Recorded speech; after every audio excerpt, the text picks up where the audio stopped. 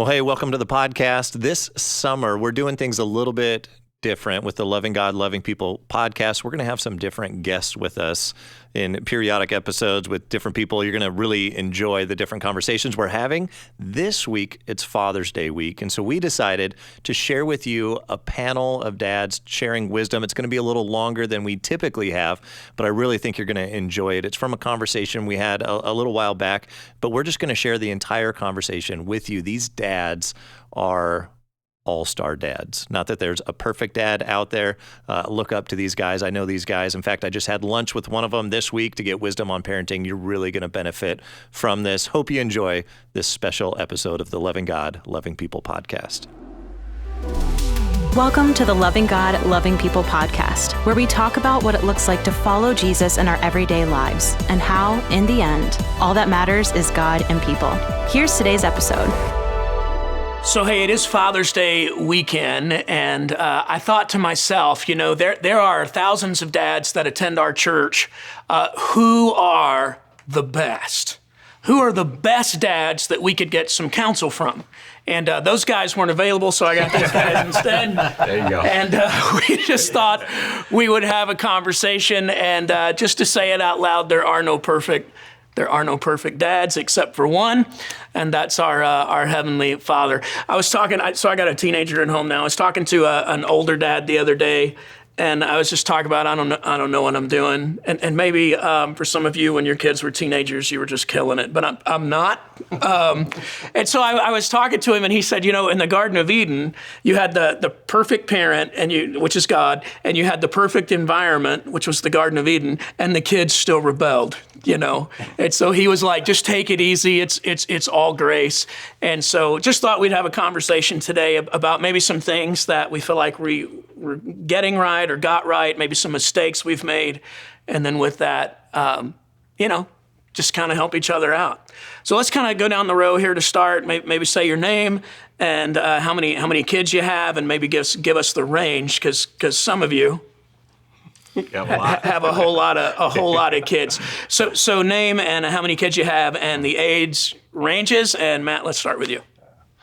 Well, my name is Matt, and I have two kids, 4 and a 1-year-old. A 4-year-old boy named Coleman and a 1-year-old girl named Emma.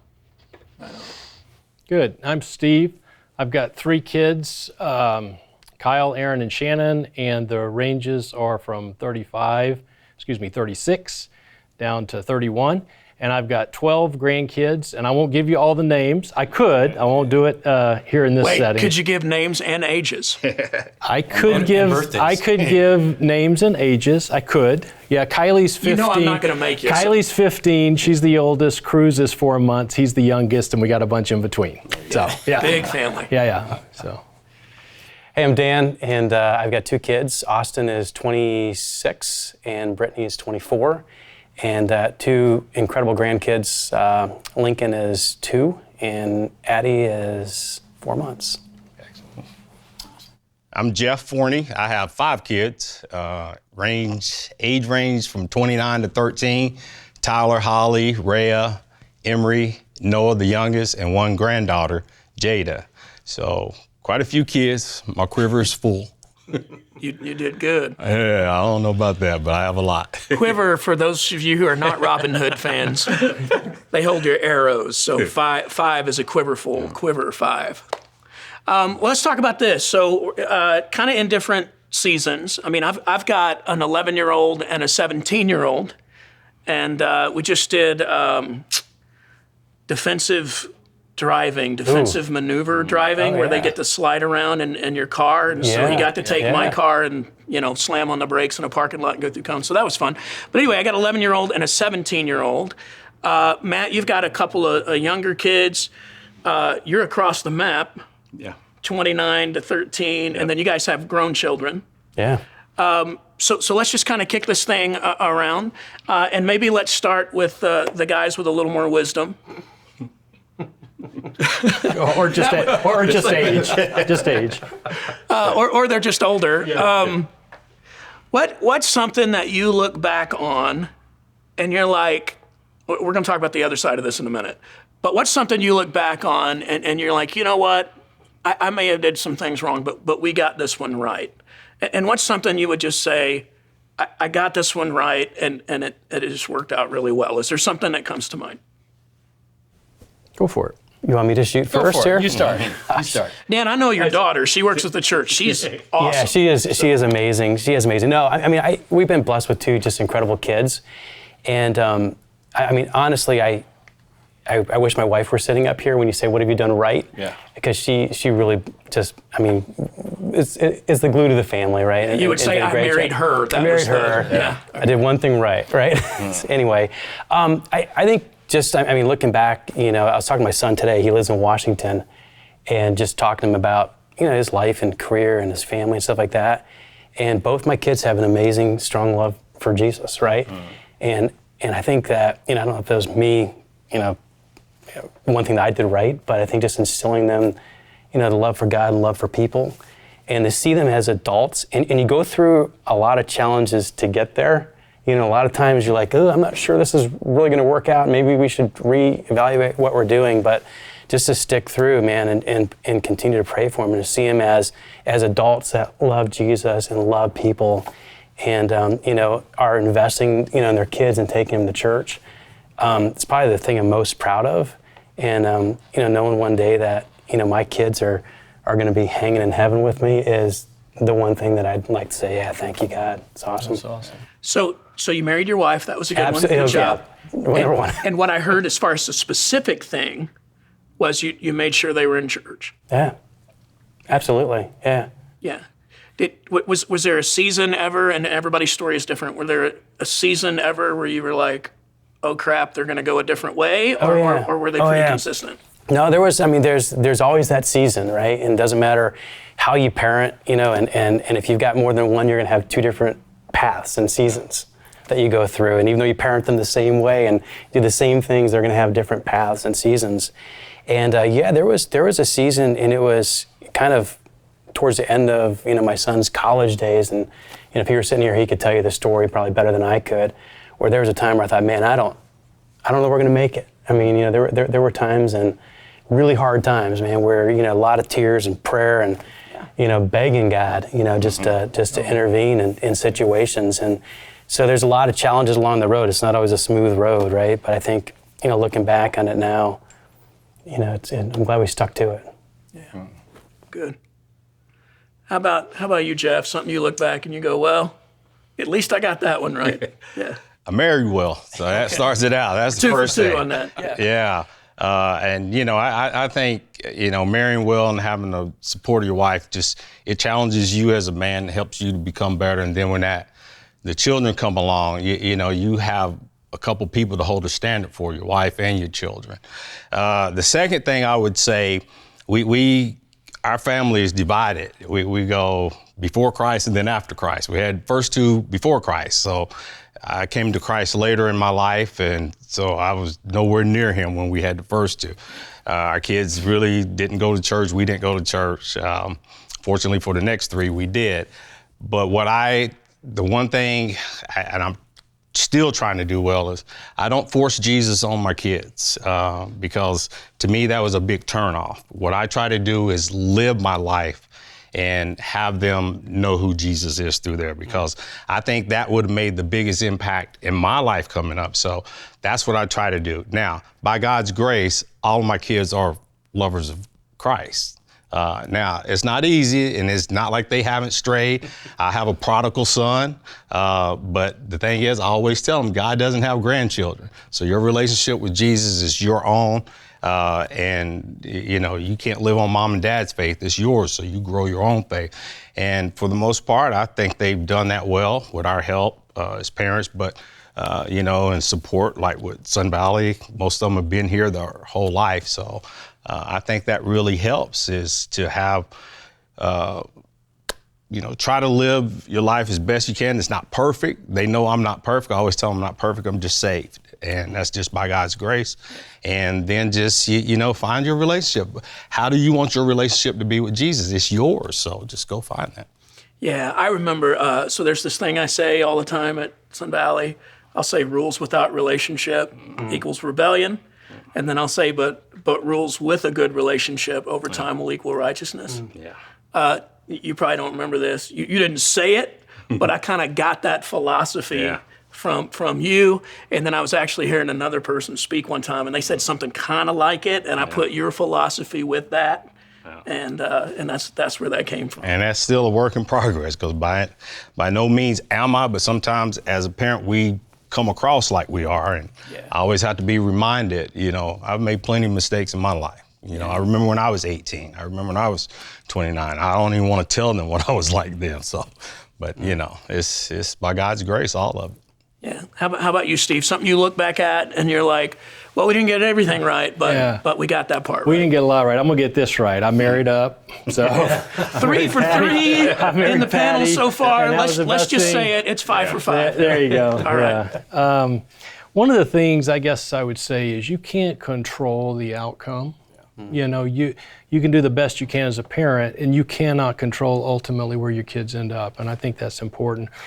I would say the thing that I always hoped for, and I think we got this right, both Patty and I, is when you think about unconditional love, it's so important. We learn about it in church relative to our relationship with Christ. But with our kids, I always wanted to know that my children would know absolutely with certainty that they couldn't do enough good to earn any more of my love, and they could never do enough bad to lose any of my love. And that was it. I figured if I could teach them that when they were young, it would be okay when we got old. And there have been so many times and things and situations in our lives where they messed up. We messed up as parents, but they messed up. And they knew in those moments that they hadn't done near enough bad to lose the love that Patty and I had for them.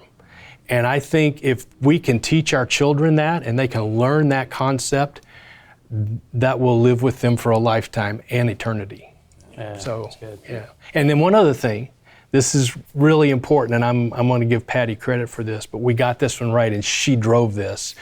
And that is, we had 3 kids. We now have 12 grandkids. And it was like super important for Patty that each of our kids support their siblings in whatever it was they did. Games, concerts, you name it. And we have video of, Kyle playing basketball and Aaron and Shannon in the background going, why are we here? I can't believe you. Video after video. And Patty, she recorded it all. But we taught our children, we support each other as a family. We're always there for each other as a family. And now we've got 12 grandkids all in the valley. When there's a soccer game, the cousins are all there. The cousins are all there because of what really Patty and then myself drove home with. We're going to support each other as a family. So those are 2 things that I think, Yeah. That's great. I've known Steve for a long time, and one of the cool things I saw on social media recently, so 12 grandkids? 12 grandkids. So Steve's written a song for each one of his grandkids. He rips off the melody from famous songs, right? That's right. Yeah, later. As I got better, I was ripping off, melodies. Early on, they were pretty lame, but we got one for all 12, right. We can't show it in the service today because of licensing issues, because he ripped part of it off. But if you want to go on my social media, I'm going to post something on there that Steve did with his family to sing over their youngest grandson, whose name is Cruz. Yeah, Cruz, yeah. And it is super cool. Pastor Chad Moore on Instagram. Check that out, and I'll post that on there. Matt, kids are a little bit younger. We have been in a pandemic, lock it down situation. How crazy is it at your house with, tell me the ages again? 4 and 1. 4 and 1. Are you surviving? Are you making it? Well, I have to reiterate what everyone else said. The wife is key. She's at home with them right now, too, so... we are surviving I would say we're thriving, we are very much coming together, and the intentional time together has been really a blessing for us. Yeah. Matt is one of our newest members on staff, and he's going to be leading here in the near future, kind of in this season of being an apprentice in some ways. So you're going to see more of Matt in the near future. But Matt came out of education. You were actually the principal at my son's school for a little bit when he was in That's when you were Mr. Moore. kindergarten and first grade. Yes, I love being Mr. Moore. Let's just go with that. It makes me feel important. We'll stick with that. This is kind of a sidebar question, but it just came to mind, so I'm going to ask it. So you've literally seen hundreds and hundreds, if not thousands, of elementary age kids. You've been in education for a long time. You've seen parenting done right, parenting done wrong. Right now we're in the realm of what's right. Is there something you've just seen maybe a dad do, or dads collectively through your time as a leader in education, that you were just like, I learned something from that guy, or generally from this group of dads, that, man, if we could just all repeat that, that would be a win? The first thing that came to mind is when I was teaching 5th grade. This dad, whenever he would come in, he'd come to everything, and he would say, I'm so excited to talk about my favorite topic, his son. And it was, that is excellent. Man, I learned so much. It made such an impression on me, just the way we speak and talk about the people that we love. And, that's exactly what I want. People to think when I talk about my kids, like, that is my favorite topic. Yeah, that's great. That's good. I'm glad that popped in. That was a good answer. Now, okay, other side of the coin. So, what's something you look back at and you're like, oh man, if I could redo that, I would. And I think we all have those moments. I have those moments. I'm going to talk about it in the sermon. So right now I'm going to give you guys the film time. But what's something you look back, you go, oh man, if I could do that again, I would. I got one. A little harder. Yeah. Actually, mine is like a hidden proud moment. But I'll just tell a quick story. Oh, you're cheating a little bit. If you don't mind. Can I do that? Embrace the suckiness. I have a lot of suckiness. Okay, a hidden proud moment. That's hidden proud moment. My mother-in-law was driving my son around, and the topic of mistakes came up. And she was like, hey, is it all right to make mistakes? Do you make mistakes? And he goes, yeah, I make little ones. It's okay. But my dad makes huge mistakes, big ones. And she's like, oh, really? Tell me about that. So I had to explain to her later that I've made a lot of mistakes, but nothing too huge. But it was also a really proud moment, just because I want him to know that no one's perfect, man. We are all going to mess up, and that it's going to be okay. Yeah. Yeah. Yeah, that's just so dead on. Love is exchanged through reality. Reality is simply humility. And, I think there was a time in parenting where the thought was, never let your kids see you sweat kind of thing, and give them the standard and all that. The problem is that just isolates you from your kid. You kind of teach them to lie to you when you have that kind of posture. But when we approach each other with vulnerability, that's very helpful. That's good. What do you guys? Well, probably gonna make your most mistakes with your oldest one. And so my oldest one is just my son, and that DNA thing works. So all the things that you see your fault, you see in them. And it just grinds you when you see it in them and going, don't do that. And you're sitting there going, well, you got it from me. Yeah. But if it was something I had to do over, and as the other children come on, I hope I've gotten better at it, is to not set a bar. Say, like, you can't cross. This is the standard. You cannot go past that. And I think I did that a little bit with my older son and my oldest daughter. Like, this is that fine line. And I'm glad God doesn't do that to us, because every line that he's put in front of me, I've crossed. So that's something I wished I could have done a little bit better. Now, in that, with the mistakes I made, it helped our relationship grow, because I had to come back and, have that humility pill and go, dude, I wasn't right. You're going to make your mistakes. I can't set a standard. Christ sets that. Yeah. And he forgives us for everything. So. Yeah. Just to ask, how many of you have, there's been times when you've apologized to your kids? Like today? But keep your hand up for a second. Yeah, like today. I want you to see this because this is huge in what we're talking about. An apology, I'm not perfect, will you forgive me, opens the door for a real relationship. 100%. It's one of the best things you can do. Yeah, the only way to experience real love is to be courageous enough to be the real you. And that's so big, I think, especially with dads. Because moms, that's their job. They comfort you and, oh, you messed up. But to say, I messed up, it's okay to mess up in this family and we stick together. That's just huge. Something I'd add, go ahead. No, go for it. Something I'd add to that I have a hard time doing is I messed up and not saying, because you did this. Because all of my mess ups tend to come after you messed up. But to model kind of how to really apologize and how to be sincere about that and just say, you know what, I shouldn't have yelled like that. Yeah. No matter what you did, I love you and I know that I should never act that way. So I apologize. So. Yeah, I agree. If your kids can learn from you how to say, I'm sorry and I blew it, that's one of the best things you could teach them. I actually, now that I'm a granddad 12 times, I wish I could do it over again as a dad. Because as a granddad, you just love your grandchildren. You just love them. And when, your little 9-year-old granddaughter makes that first goal in soccer, she's not gonna play for Team USA. It's not gonna happen, but as a dad, it's like, it's the best thing ever. It's the best thing ever.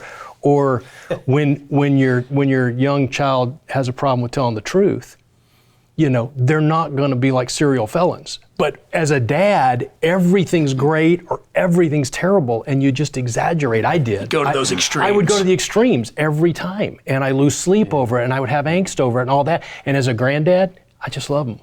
I just love them, and I enjoy it. Now, I don't have to bring them home and deal with them, but the truth is, I just have a different perspective, and it's a perspective, I just love you, and I want what's best for you, and it's just really cool, and I wish I could have that attitude over again, I guess. Yeah, let me ask you this. Again, back to you guys who have a little more maturity on us. And how do you define that? Is that I don't know. You guys who are old, just you old guys. And I'll start with you, Steve, because I know I've known Steve and his family for a long time. Actually, watched you lead your family for a long time. Back in the day when I was in my young 20s, we went to church together, and some of Steve's kids were in my youth group. But do you? Because you're a pretty successful guy, work ethic, all of that. Do you feel like as you've gotten older, because you talked about those extremes, do you feel like with age and with maturity and in that, hopefully some wisdom, you just chill out a little bit? Yeah, you really do, because you know that things will get better. You just know things will get better. Now, when we make mistakes and our kids make mistakes, there are consequences. And those consequences vary depending on what the sin is. But I know now that there's a better day coming and they're going to be okay eventually. Yeah. So I just have that knowledge and I chill. And it's just a way it's a much better feeling. Yeah.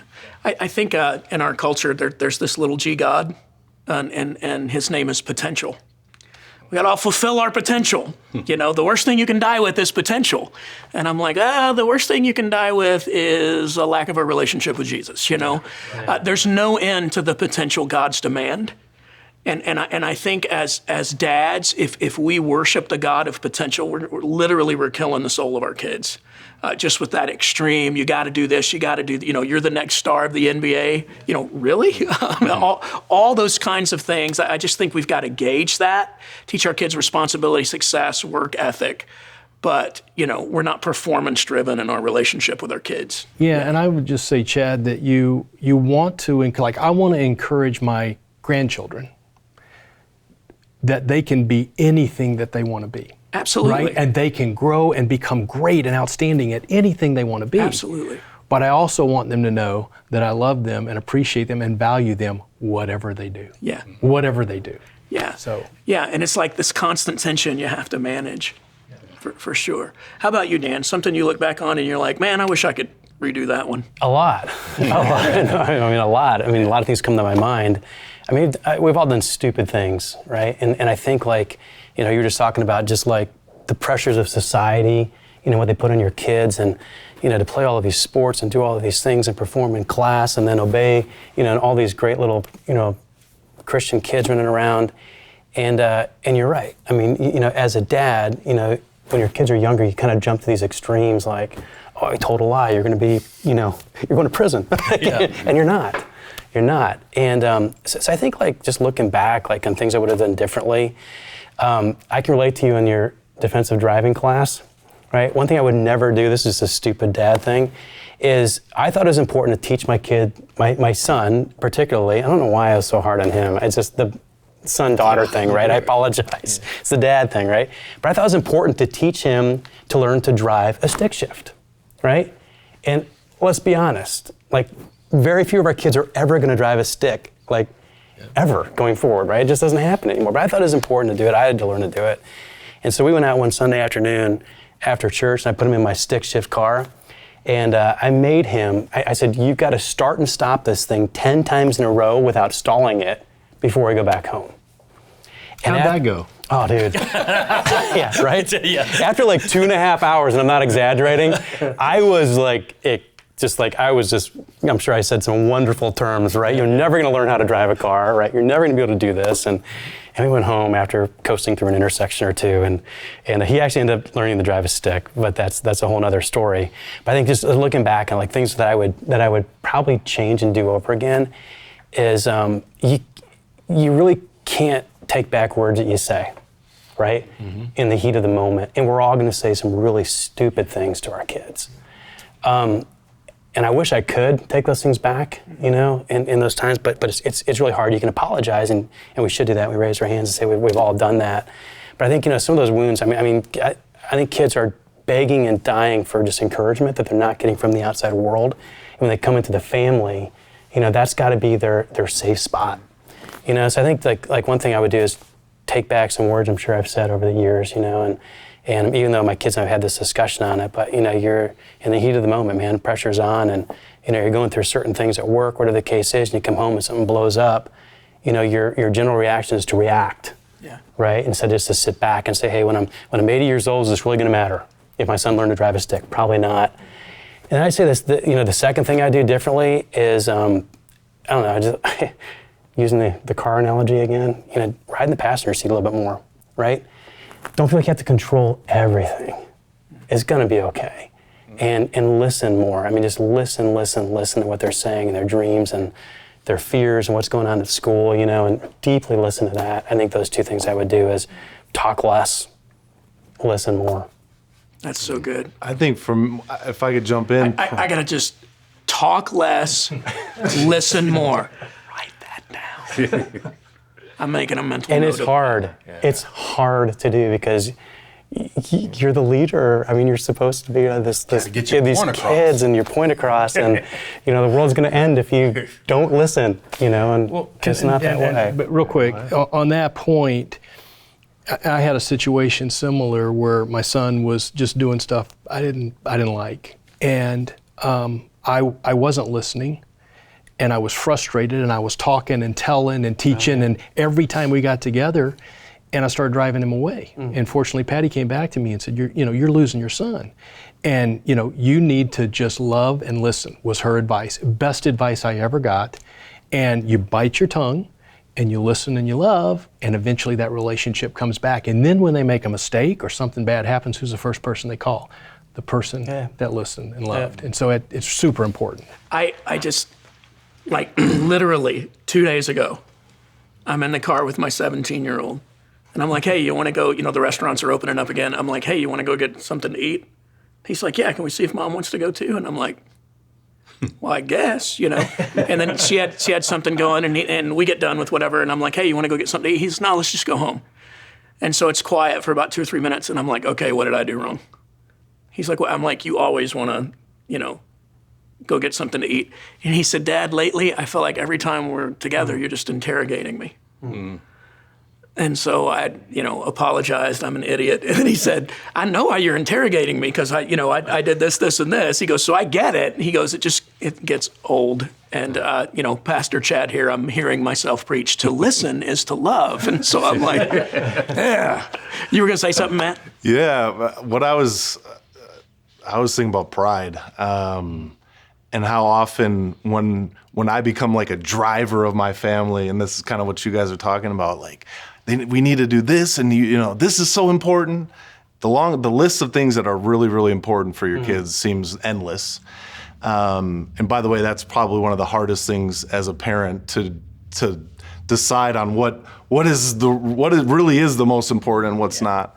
But when I lose it, it's almost always a pride issue.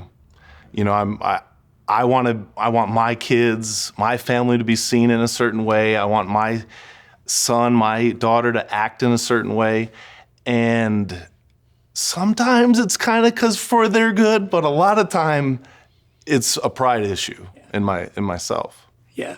Mm-hmm. I'll just say now that you're stepping into full-time ministry here, it's not going to get easier. Because you have to totally set aside this glass bubble that you live in and go, dang it, they're not pastors' kids, they're just kids. They're kids. And I'm going to let my kids be kids, and anybody in the congregation that doesn't like it, they're going to hear from me. I'm going to let my kids be kids so they can succeed and fail and just be who they are. And that's how we all are, and that's how God loves us. Oh. Can I add one thing to that, too? Yeah. Like you're talking about this in ministry. My dad was a pastor for I'm sorry, man. 50-some years. I do, actually. Well, we weren't social distancing. No, but I mean, so I get it. The whole PK thing, and you guys didn't have a whole other set of challenges. But it's interesting. Like I always think, we're really wrapped up in what we do all day long, right? Because we spend the majority of our time at an office or work doing something somewhere, right? And you come home and you kind of have that too. To this day, I would give my daughter $100 for you to tell me what I do for a living. Because she couldn't. She knows where I work, and I know you're on the computer all the time and kind of talking to people a lot and you travel a lot, but she doesn't know, because I always said, man, I don't, it's not what I do, right? It's just I want to be just kind of present, so I didn't really drill into what I did for a living, just because it was kind of my thing, and I didn't want it to be like, it's what we do. Yeah. I don't know. They don't remember what we do, they remember who we are. Absolutely, and remember that you're there. Yeah. Right, you're present.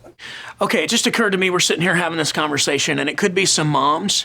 You're sitting there going, he better be taking notes right now, right? like you're thinking that, or it could be you're a kid and you're like, I hope my dad, was watching this. Did he get this? You're handing him a pen and a piece of paper, right?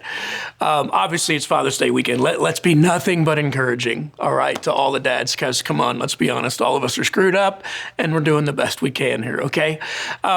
One last question. What's a piece of advice? So we've talked about, hey, I think I got this right. Hey, I wish I could do that again.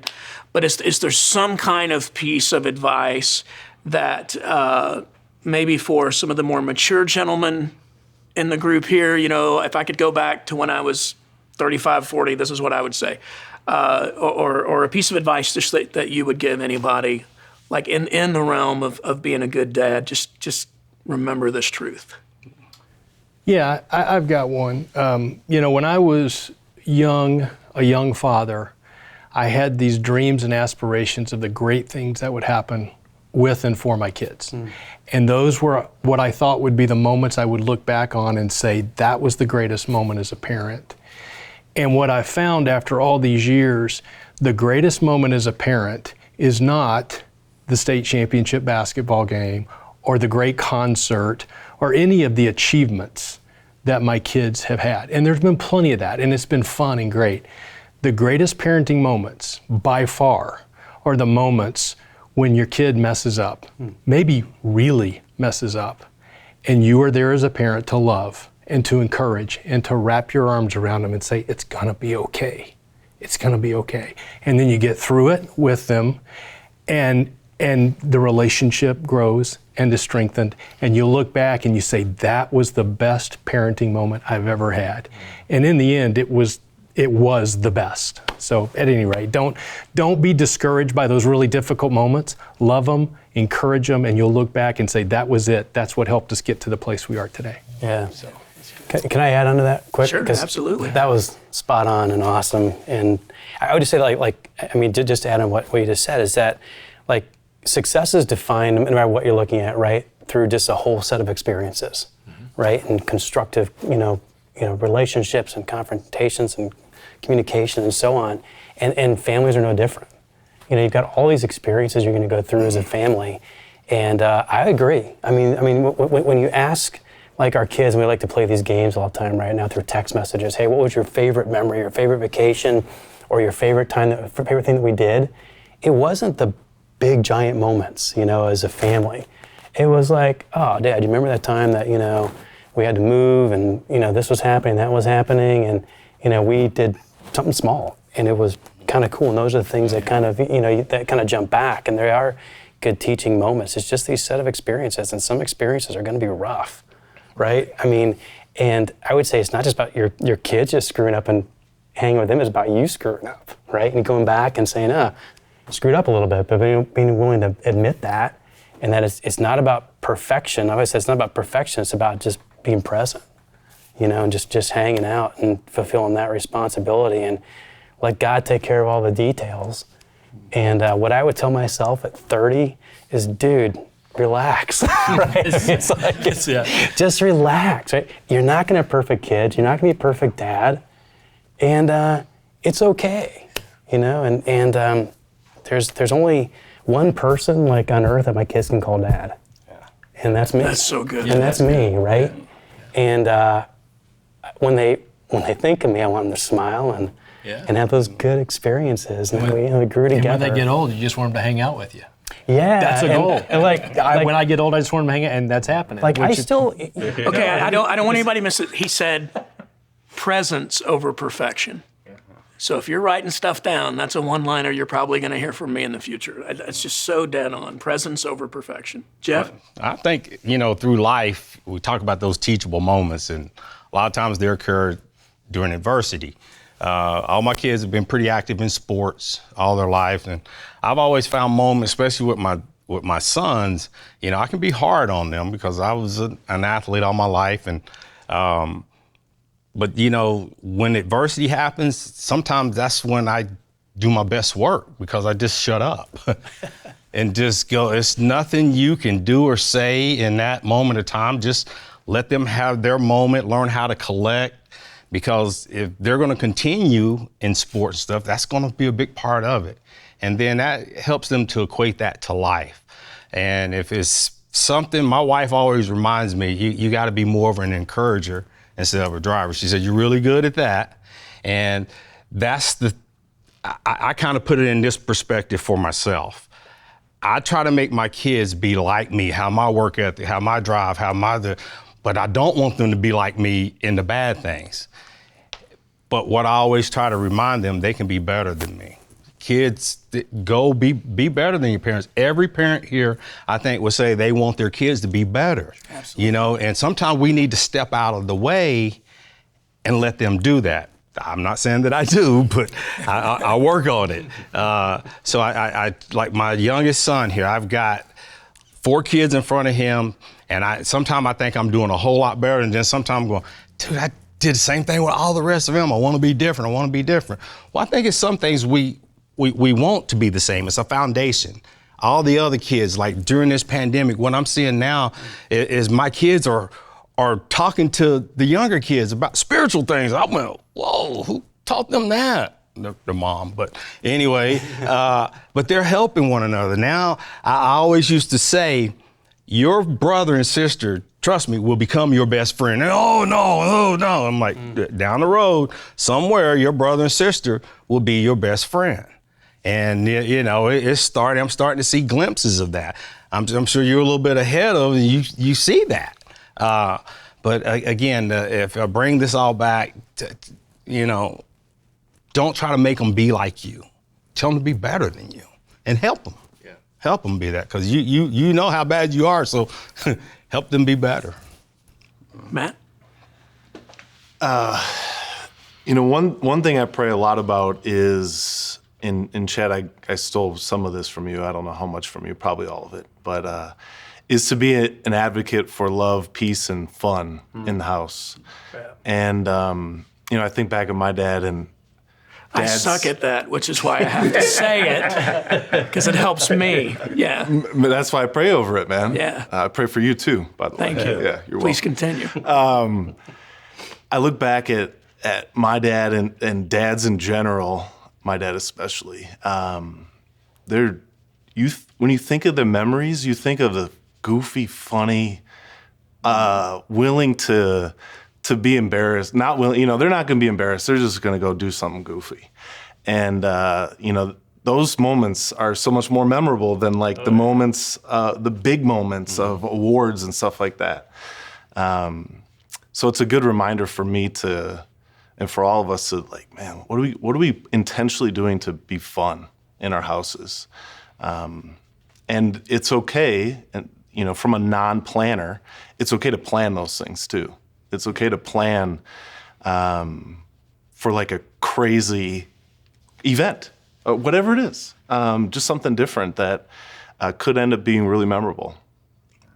And you hit on a good thing too. You talk about just praying for your kids.